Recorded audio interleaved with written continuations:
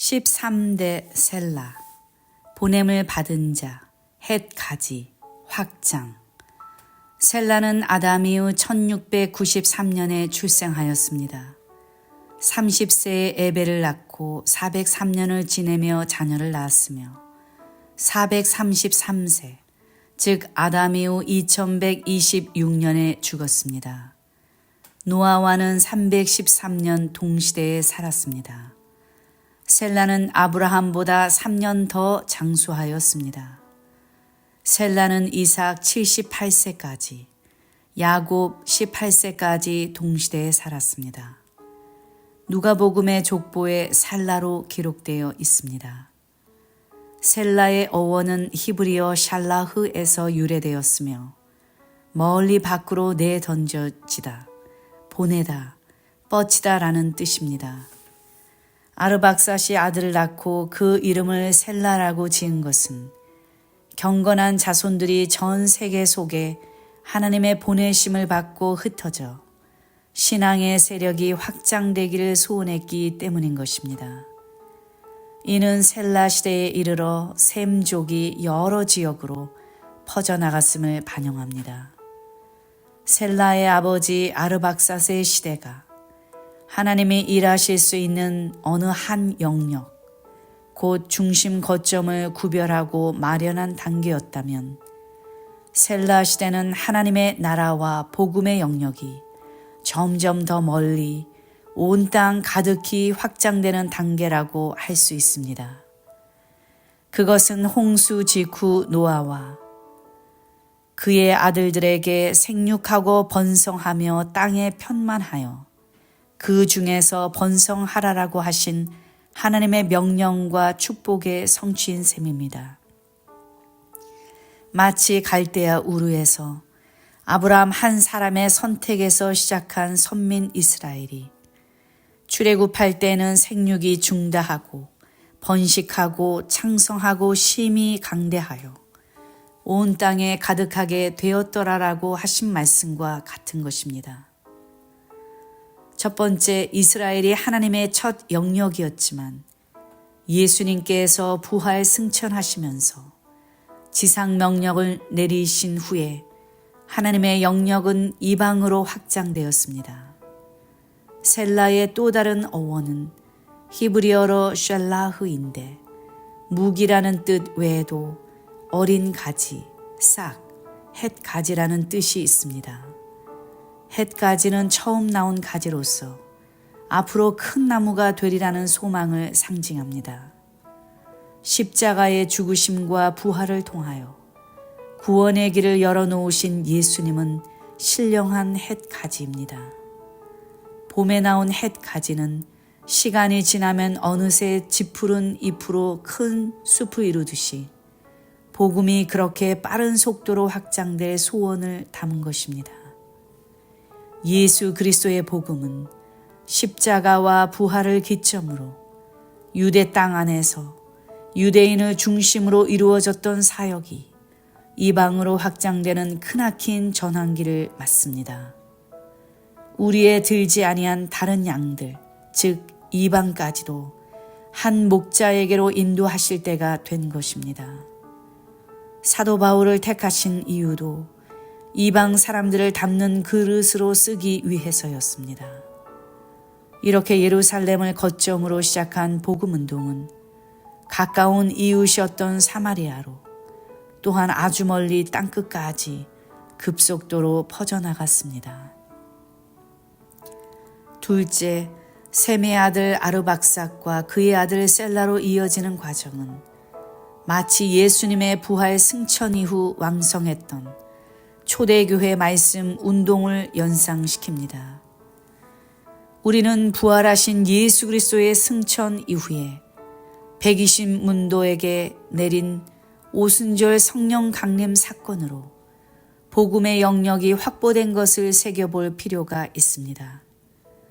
작은 팔레스타인의 땅, 또 마가의 다락방에 모인 120문도라는 적은 무리로 이스라엘은 불신의 땅에서 복음의 영역으로 바뀌기 시작했고 이들이 보내심을 받아 복음을 증거함으로 왕성한 말씀의 확장과 부흥의 역사가 일어났습니다. 복음이 온 천하에서 열매를 맺어 자라게 되었습니다. 초대교회 때 말씀이 왕성하여 세력을 더하는 놀라운 부흥운동은 말세에 나타날 말씀운동의 역사를 예표합니다. 말씀운동, 복음을 확장시키는 사명은 오늘날 우리에게 맡겨진 셈입니다. 우리는 이 시대에 말씀을 맡은 자들로서 여호와를 아는 지식이 온 땅에 충만하기까지 가정에서는 내 자녀에게 가르치고 밖으로는 이웃에게 부지런히 전파해야 할 사명이 있습니다. 그리하여 온 세계가 하나님을 인정하고 작은 자로부터 큰 자에 이르기까지 모두 하나님을 아는 것이 가득하게 되는 날이 속히 임하기를 소원해 봅니다. 유구한 역사 속에서 세계 최초로 체계적 정리 발표한 가이난을 어떻게 볼 것인가? 아담의 12대 손 아르박삿은 35세에 셀라를 낳았습니다. 그리고 아르박삿은 아담의 13대 손 셀라를 낳은 후 403년을 지내며 자녀를 낳았습니다.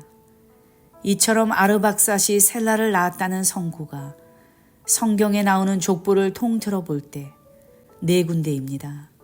그 4군데 모두 아르박삿과 셀라 사이에 가이난은 없습니다.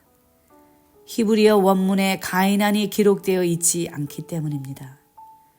그런데 유독 누가복음에만 아르박삿과 셀라 사이에 가이난이 기록되고 있는데 우리는 가이난을 어떻게 보아야 합니까? 누가복음 3장 37절의 가이난과 창세기 5장 10절의 게나는 동일 인물입니다. 첫 번째, 구약 성경에서는 가이난이 빠져 있습니다. 창세기 10장의 족보를 보면 노아, 셈, 아르박삿, 셀라, 에벨, 벨렉의 순서로 나오는데 아르박삿이 셀라를 낳은 것으로 되어 있습니다. 창세기 10장 24절 말씀. 아르박삿은 셀라를 낳고 셀라는 에벨을 낳았으며 창세기 11장 10절에서 20절의 족보에서도 마찬가지로 노아, 셈, 아르박삿, 셀라, 에벨, 벨렉, 루, 수룩, 나홀, 데라, 아브람이라고 기록되고 있습니다. 창세기 11장 12절에서 13절 말씀. 아르박삿은 35세에 셀라를 낳고 셀라를 낳은 후에 430년을 지내며 자녀를 낳았으며 두 번째, 그런데 누가복음 3장 족보에는 가이난이 포함되어 있습니다. 누가복음 3장에 나오는 족보에는 노아, 셈, 아박삿, 가이난, 살라, 헤버, 벨렉, 루, 수룩, 나홀, 데라, 아브라함의 순서로 기록되어 있습니다. 그렇다면 우리는 이 문제를 어떻게 해결해야 할까요? 세 번째, 아르박삿과 가이난과 셀라의 관계. 구약 창세기 10장 24절, 또 11장 12절과 13절에 나오는 족보에는 분명히 가이난이 빠져 있고 누가복음 3장 36절에는 가이난이 들어 있습니다. 신구약 성경은 정확무오한 하나님의 말씀입니다. 그러한 입장에서 그 이유를 찾아보면 다음과 같이 생각해 볼 수도 있습니다. 먼저 아르박삿 이후에 장자권이 가이난에게 넘어가고 또 가이난의 장자권이 셀라에게로 넘어간 것은 확실합니다. 그렇다면 가이난과 셀라는 쌍둥이였을 가능성이 있습니다. 즉 아르박삿이 낳은 두 아들 가운데 가이난이 형이고 셀라가 동생입니다. 아르박삿은 35세에 가이난과 셀라를 같이 낳았을 것입니다. 창세기 11장 12절 말씀.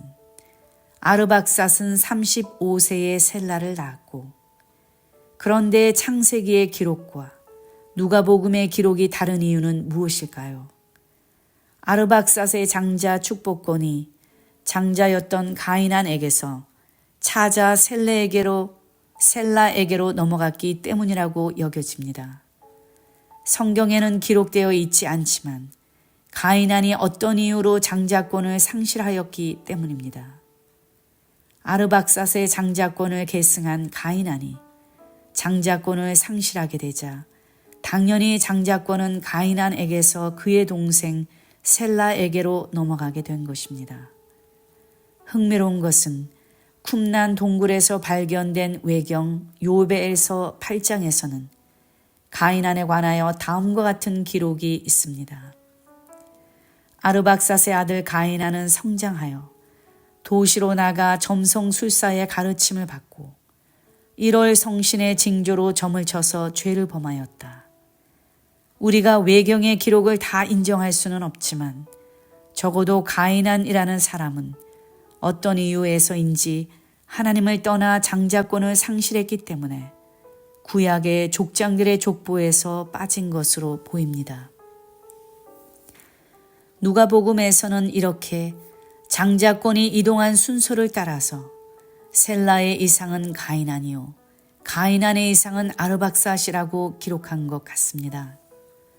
다만 창세기에서는 실제적인 측면에서 중간에 장자권이 가이난에서 셀라로 넘어간 것을 생략하고 곧바로 장자권이 아르박삿에서 셀라로 넘어간 것으로 기록하고 있는 것입니다. 성경에는 이 같은 상황이 종종 등장하는데 그 가운데 이삭과 리브가 사이에서 태어난 쌍둥이 에서와 야곱이 장자권을 두고 다툼하는 것에서도 나타납니다. 아버지 이삭의 장자권은 당연히 장자 에서의 것이었으나 에서는 그것을 소홀히 여기고 팥죽 한 그릇에 장자의 명분을 팔아버렸습니다. 결국 야곱이 이삭을 속이고 장자의 축복을 받음으로 실제적으로 장자의 축복은 야곱이 차지하게 됩니다.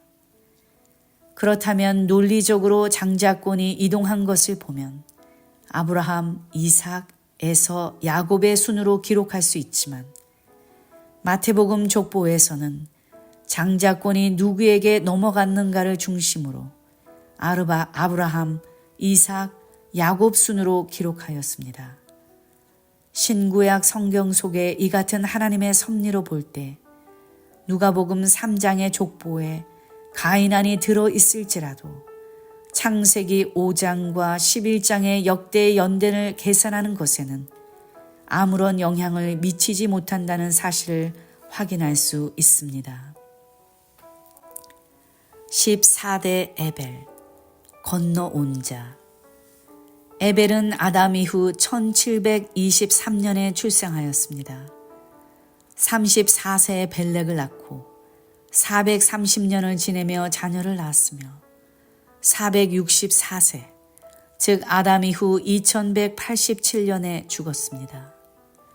노아와는 283년 동시대에 살았습니다.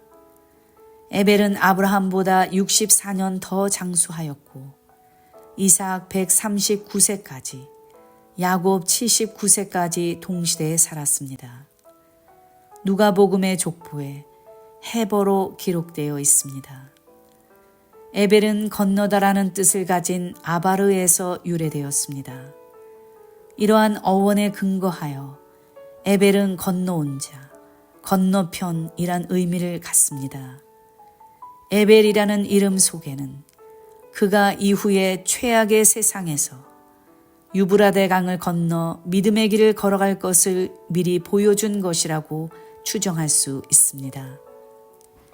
에벨은 히브리와 그 어원이 동일합니다. 이 같은 사실은 히브리 민족이 에벨의 후손이라는 사실과 히브리 민족의 조상인 아브라함이 에벨과 같은 신앙 노선을 따라 유브라데 강을 건너 죄악의 땅에서 분리하여 이주하였음을 반영한 이름으로 볼 수 있습니다. 성경에는 에벨에 대하여 셈은 에벨 온 자손의 조상이요 라는 특이한 표현이 있습니다. 존 칼빈은 이 말씀을 셈 족보의 특별한 서론이라고 하여 에벨의 중요성을 강조했습니다. 셈 족보의 인물들을 열거하기 전에 셈의 4대손이었던 에벨을 찬양하는 듯 성경은 에벨에게 큰 비중을 두고 있습니다. 셈의 후손으로는 아르박삭과 셀라도 있는데 그들을 제치고 마치 셈이 에벨 자손만의 조상인 양 족보의 중심축을 에벨에게 둔 것입니다. 이 말씀은 1차적으로 에벨의 신앙 공적을 높이 평가하고 그것을 크게 자랑하는 말씀으로 셈 이후로 에벨에게 시선을 집중하라는 것입니다. 또한 이 말씀은 에벨의 모든 후손이 셈에게서 나왔다는 뜻으로 에벨뿐 아니라 특별히 그의 자손들에게도 신앙적 가치를 부여하는 내용입니다. 셈의 하나님은 이제 그 선택의 범위가 셈 자손 중에서 특히 에벨의 자손으로 한정되어 에벨 자손의 하나님으로 불리고 있습니다. 이렇게 에벨은 셈 계열 내에서 믿음의 조상 아브라함과 연결되는 아주 중요한 인물로 부각되어 있습니다. 첫째, 에벨은 홍수 이후 태어난 셈의 직계 후손 가운데 최고로 장수한 인물이었으나 그의 아들 벨렉 이후부터는 인간의 수명이 200연대로 줄어드는 특이한 현상이 나타납니다. 수명이 급격히 반으로 단축되는 것은 죄와 연관됩니다. 시편 55편 23절 말씀. 하나님이여 주께서 저희로 파멸의 웅덩이에 빠지게 하시리이다. 피를 흘리게 하며 속이는 자들은 저희 날의 반도 살지 못할 것이나 나는 주를 의지하리이다. 이로 보아 에벨이 장수한 것은 당시 바벨탑 배교 운동이 진행될 때 그가 철저히 죄악을 멀리하고 믿음을 수호한 결과로 받은 축복입니다. 그와 반대로 그 후손들의 수명이 단축된 것은 조상을 따라 강을 건너지 않고 함의 자손들과 혼합되어 바벨탑을 쌓는 일에 동조한 결과로 받은 저주입니다. 둘째, 에벨은 유브라데 강을 건너서 에불라 왕국을 세웠습니다. 많은 사람들이 하나님을 배신하고 돌아서는 바벨탑 운동이 일어나던 때였습니다. 에벨은 메소포타미아로부터 유브라데 강을 건너서 에불라 왕국이라는 큰 도시 국가를 세우고 창조주 하나님을 믿는 신앙의 정통을 이어갔습니다. 에벨은 경건한 자손으로서 영적 개혁과 종교적 정화운동의 기치를 치켜들고 강을 건넜습니다. 참고적으로 에불라 왕국이 있었던 유적지에서 발견된 토판의 일부를 판독한 결과 에불라 왕국은 오늘날 시리아의 알레포 지역에 건립되어 예술과 학문이 발달했던 문명 도시 국가로 밝혀졌습니다. 에벨은 에불라를 세운 인물이자 초대 왕이었다고 전해집니다. 아마도 에불라는 처음에 소규모의 도시 형태로 존재하다가 에벨 때부터 본격적인 국가 형태로 번창하게 되었을 것입니다.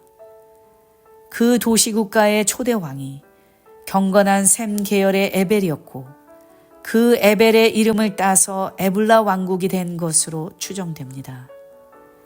토판에 따르면 실제로 에벨이 다스렸던 주전 2300년 경에는 에불라가 가장 융성하고 번창하여 예술과 학문이 찬란하게 빛을 발했고 당시 유브라데 유역의 도시 국가들로부터 조공을 받는 등 근동의 최대 강대국이었음이 밝혀졌습니다. 성경의 연대를 따라 계산해 보면 에벨은 아담 이후 1723년 주전 2391년에 출생하여 아담 이후 1757년에 벨렉을 낳고 아담 이후 2187년, 즉 주전 1927년까지 살았으므로 에불라 왕국은 정확히 이 에벨의 시대에 해당함을 알 수 있습니다. 이는 고고학자들에 의하여 시리아 북서부의 한 폐허에서 발견된 1만 5천 개의 서판이 해독되면서 이것은 수메르어를 에불라어로 번역해 놓은 세계 최고 1천 단어 사전이 함께 발굴됨으로 해독이 가능해진 것입니다. 이 서판이 해독되면서 밝혀진 내용입니다.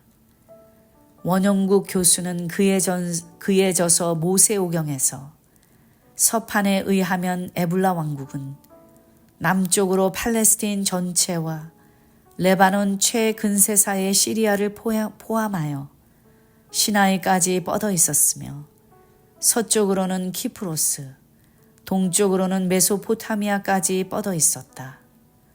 서판들은 에불라가 교육했던 가자, 무기또, 멜기세덱, 소돔, 고모라와 같은 고대 도시들에 대해서도 언급하고 있다 라고 기록하였습니다.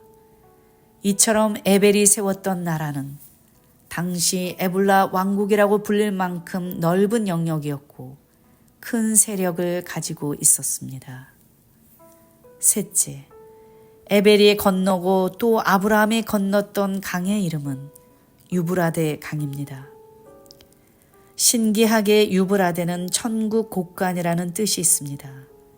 씨를 뿌리고 싹이 나고 자라서 열매를 거둘 때 알곡은 천국 곡간에 들어가고 가라지는 풀무불에 들어가듯이 에벨처럼 유브라데를 건너 죄악의 땅을 벗어난 자들은 천국의 알곡으로 들어갔지만 유브라데를 건너지 않고 여전히 세상 죄악에 파묻혀 바벨탑을 쌓으며 사는 사람들은 쭉정이로 천국에 들어갈 수 없습니다. 마태복음 3장 12절 말씀. 손에 키를 들고 자기의 타작마당을 정하게 하사 알곡은 모아 곡간에 들이고 쭉정이는 꺼지지 않는 불에 태우시리라. 세상 마지막 때의 하나님의 심판도 유브라데에 쏟아집니다. 7 나팔재앙 가운데 마지막 6번째 나팔재앙이 큰 강 유브라데에 쏟아지고 있습니다. 요한복음 9장 14절 말씀. 나팔 가진 6째 천사에게 말하기를 큰 강 유브라데에 결박한 4천사를 놓아주라 하며 또한 요한계시록 16장 12절을 보면 마지막 6번째 대접재앙이 큰 강 유브라데에 쏟아지고 있습니다. 요한계시록 16장 12절 말씀. 또 6째가 그 대접을 큰 강 유브라데에 쏟음에 강물이 말라서 동방에서 오는 왕들의 길이 예비되더라. 또 바벨론의 멸망을 선포하는 책도 유브라데에 던져졌습니다. 그러므로 세상 마지막 때도 유브라데를 건너서 그곳에 쏟아지는 마지막 큰 환난을 벗어난 자들이 살아남을 수 있는 것입니다. 넷째, 에벨의 하나님은 후에 아브라함의 하나님이 되셨습니다. 아브라함도 에벨과 같이 갈대아 우르를 떠날 때 유브라데 강을 건너 가나안 땅으로 들어갔습니다. 이렇게 아브라함은 에벨 이후 세상과 혼합되어 어둠 속으로 곤두박질 치던 벨렉, 루, 수룩, 나홀, 데라 조상으로부터 단호히 떠났던 것입니다. 그러므로 당시 사람들에 의해 아브라함이 최초로 히브리 사람, 강을 건너온 자라는 별명으로 불린 것은 그가 에벨의 후손임을 인정하는 칭호였던 것입니다. 에벨과 히브리는 같은 아바르에서 파생된 단어로서 강을 건너온 자라는 뜻입니다. 에벨 이후 단절되었던 신앙 정통의 맥을 에벨의 7대 자손인 아브라함이 이어가므로 셈의 하나님이 에벨의 하나님으로 이제는 아브라함의 하나님으로 이어진 것입니다.